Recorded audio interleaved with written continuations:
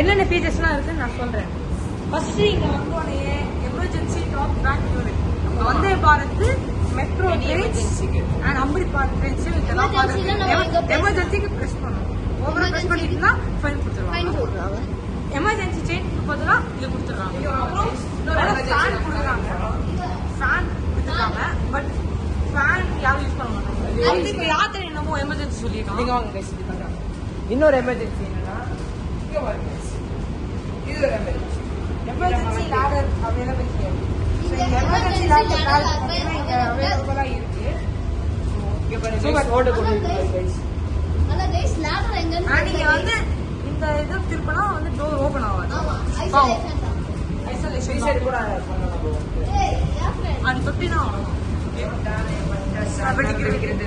அடுத்து இப்போ சைதாப்பேட்டுக்குள்ள நம்ம நிறைய வரும்.